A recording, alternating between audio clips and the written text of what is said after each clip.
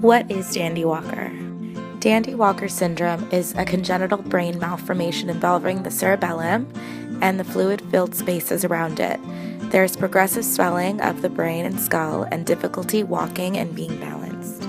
Dandy-Walker syndrome occurs in 1 out of every 25,000 live births and occurs more frequently in females than males.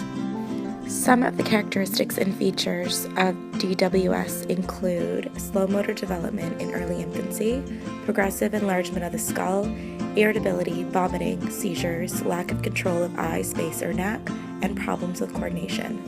An ultrasound while in utero, an MRI, or a CT scan will show the malformation. The syndrome can develop dramatically or develop unnoticed. The effect of Dandy-Walker system on intellectual development is variable, but difficulties in learning occur in 35 to 70% of children with the syndrome. The majority of information accessed about Dandy-Walker syndrome was on medical websites and parent discussion boards. The Dandy-Walker Alliance provides educational and informational activities, programs, and publications in supporting research and events to increase public awareness and to support families of students with Dandy-Walker syndrome. As a teacher of a student with DWS, you might notice the following characteristics in your student that requires further support: poor fine motor and gross motor abilities, vision deterioration which could affect perceptual abilities and hand-eye coordination, headaches which could result in a student's inability to concentrate on tasks in class. Students may have difficulty following instructions with more than one step and may find it hard to focus while in class. Finally, many students with DWS have difficulty with their short-term memory. So what can teachers do to improve the learning of their students? Based on the diverse learning needs of students with DWS, here are some examples of strategies that could be implemented into your classroom to benefit the learning of these students.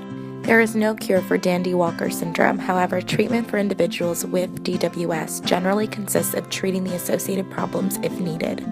A surgical procedure called shunt may be required to drain off excess fluid within the brain, which will reduce the pressure inside the skull and improve symptoms. Many students with DWS receive occupational and physical therapy to work on their motor skills and to develop their coordination. Some students with DWS can experience seizures. Therefore, it's important to keep an updated medical plan as part of your student's IEP. So how can teachers with students with Dandy-Walker syndrome help them to reach their full potential? Communication between teachers, therapists, and parents is essential to the success of the child. Creating accommodations and modifications that are relevant to the learning needs of your student with DWS. Collaborating with your peers is a great way to discuss program implications for students with Dandy-Walker syndrome as well as other syndromes. This is where you come in. Let's discuss programs that we can implement in the classroom that would greatly benefit students with Dandy-Walker syndrome. What sorts of modifications, accommodations, alternate programs, and types of technology do you think would be the most beneficial to students with Dandy-Walker syndrome? Looking forward to hearing all of your ideas. Thank you.